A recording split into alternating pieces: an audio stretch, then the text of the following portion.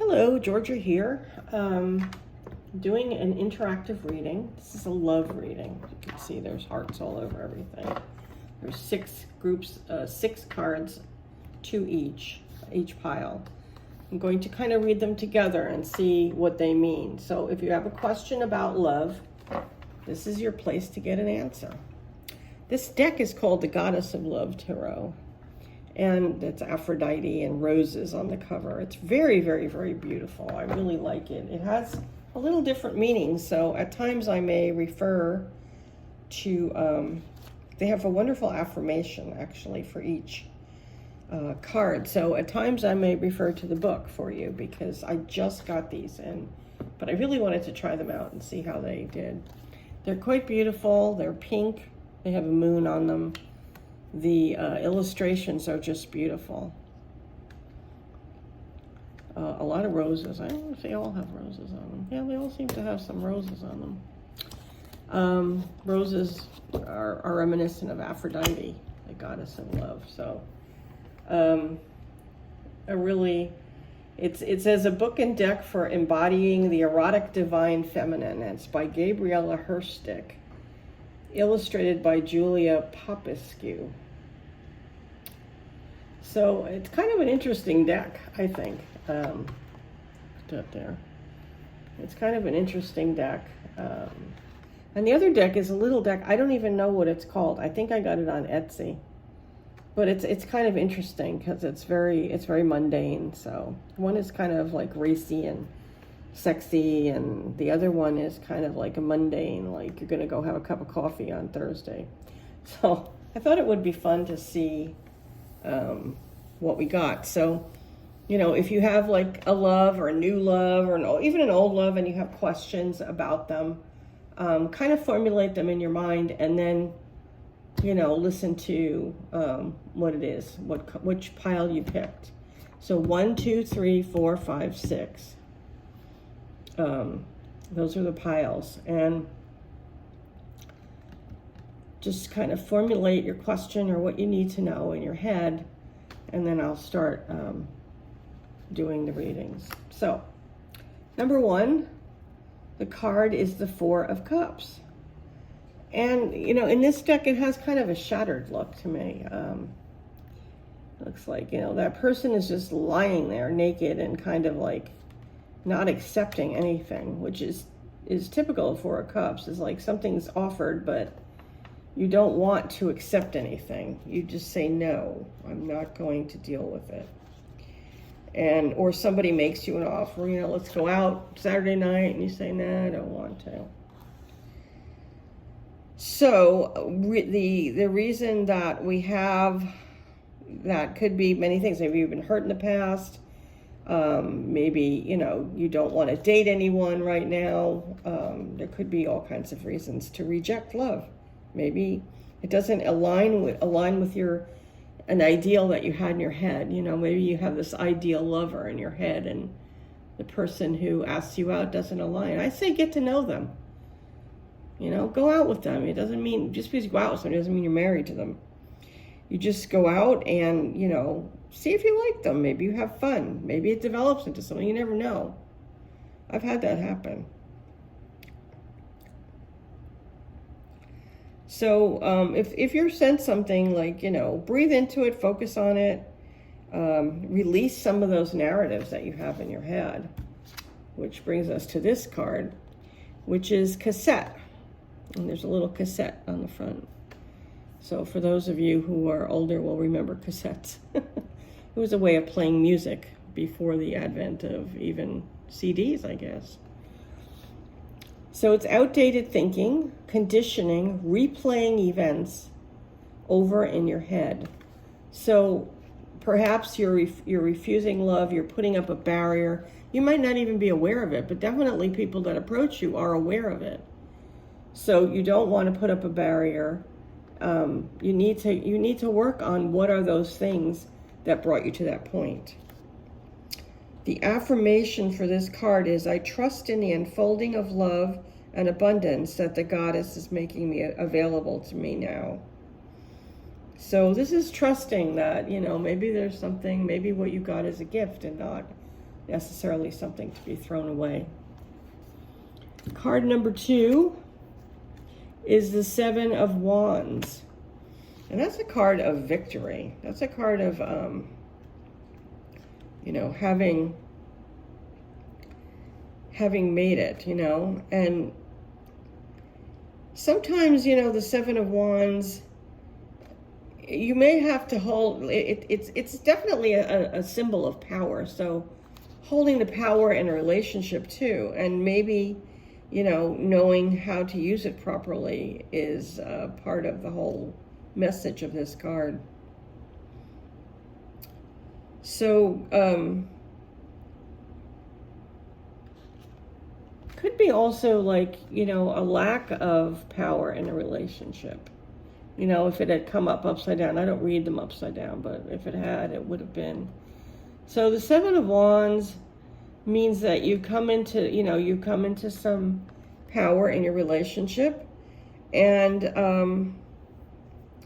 you want to be careful how you relate with that person. And it's also fire energy, so it's very passionate. There's a lot of passion in this card. So this could be like love that worked out. Maybe you finally had a victory.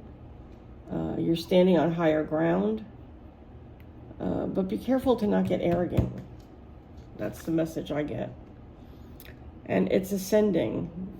It's transcending obstacles, learning, expansion, new phase, preparing for union. So by getting on, like getting the Seven of Wands, in the classic tarot, it's a guy standing up high above people, and he's definitely got the high ground. So it can mean take the high ground. You may need to take the high ground in something. It may mean that you've overcome a lot of the obstacles that kept you from finding love, and now it's time to actually experience it, prepare for it. And the affirmation is, I live in my erotic power, in my energy, and in my truth. And wands are erotic power, so standing in your erotic power, you know, not holding it over anybody, not using anybody, but just being powerful. And perhaps that's something you need to put into a relationship. Perhaps that's something you need to find within yourself. Card number 3, Maiden of Swords. Now, maiden in the tarot is a younger person, or it could be an immature person. Somebody who's over 35, but not, you know, not seasoned and not totally mature. So this this card, and I'm looking in the book because I want to see how they interpret it, because they do interpret these cards a little differently. This is love and desire brought through the mind and turned into reality through outward focused energy. So this is the strength of will, believing in your worthiness and deservingness. It's also, to me, like the Maiden or the Knight of Wands is, Swords is searching for truth and not being afraid. So that's important. And having your visions and manifesting them. So the card that goes with it is the Runner. Runner in a codependent relationship, fear of intimacy, listening to ego. So because this maiden is young, perhaps you're still stuck in that place. And it's time to, like, you know, mature and to find your truth and to find your soul. You know, letting go of your ego. Because swords pierce through the veil. So ego will hold you back every time. Card number 4 is the Moon. That's a major arcana. So the Moon card is one of the major arcana in the tarot. You see there's I guess she's an Egyptian goddess. Looks almost alien, but the scarab kind of gives it away in the columns. And she's holding the moon up. So the moon is the shadow, the pain, the sorrow, the nightmarish, and the intensity of life. It is the darkness of the dream world and the immense trust required to follow your heart, even if you don't know why you're being pulled in the direction you are. The moon is one of the most ancient symbols of the goddess.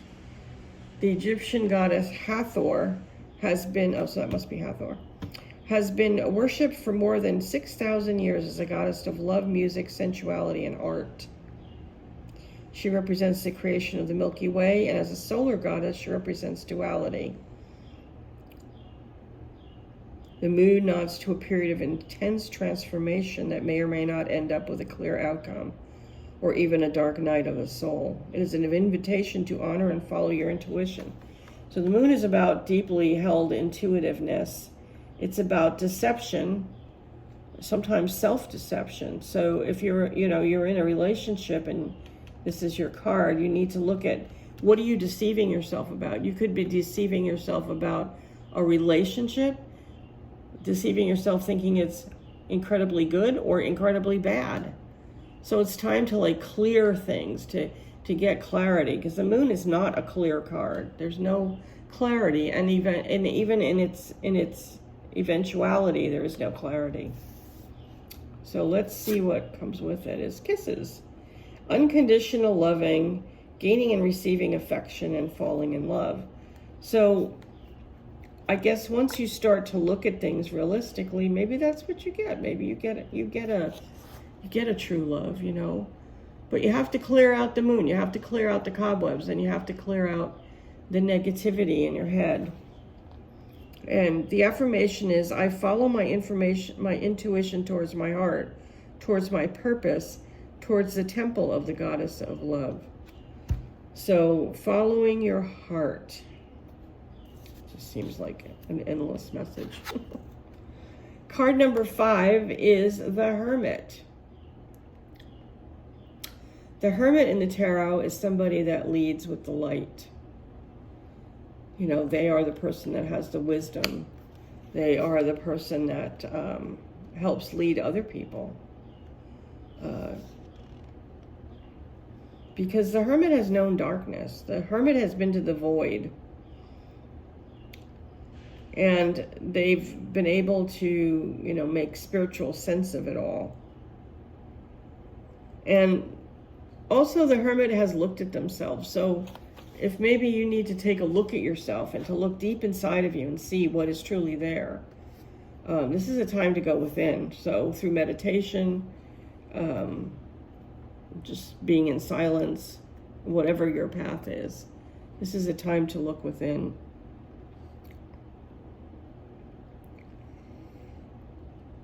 Affirmation is, I honor my inner world as a path towards wholeness, love, and embodiment. So also, if you've just broken up with someone and you're not, the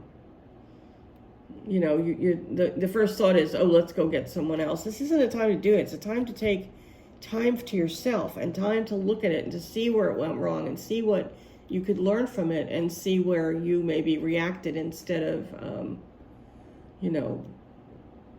leading with your heart. So the card that came with it is not enough. Frustration in relationship, lack of confidence, self-sabotage, fear, ego issues, and jealousy. So if those were the things that caused you to break up with your past relationship, those are the things you have to look at. Why were they not enough? Was it the person? And usually it's not just one person. It's both people. So it's time to really look and see why maybe you sabotaged the relationship. Maybe you had ego issues. Maybe the other person did that. But it's not time to get into another relationship. It's time to take a look at that. And our last card is the happiest card in the whole deck. It's the Star. And if you chose the Star, your wishes will be granted. That's the thing of the Star. It's like the happy card. It means spiritual illumination, return to inner knowing. So after the Hermit will come the Star, will come that inner knowing. And it's like a guide. It's generally seen as a North Star, a guide on the spiritual path. The Hermit can also be a guide coming in. So try not to get too happy with the Star. You don't want to look through rose-colored glasses, but your wishes will be granted. And the card that goes with it, and if you pick this one, I'm really jealous of you, because the card is passion, insane chemistry, like each other equally, and having fun. So this is love coming. So if you've despaired for love, or, you know, you've been looking for love, love is coming. You get your wish. I kind of feel like it's coming in the late fall for you, whoever picked this, or one particular person maybe. So these are our cards. I hope you enjoyed it. I hope it was helpful. And if you'd like a personal reading, or you'd like to learn more about me, you can go to my website, www.ravenhawktarot.com. And you might even want to like this reading and subscribe to my channel. Anyway, have a great day, everybody.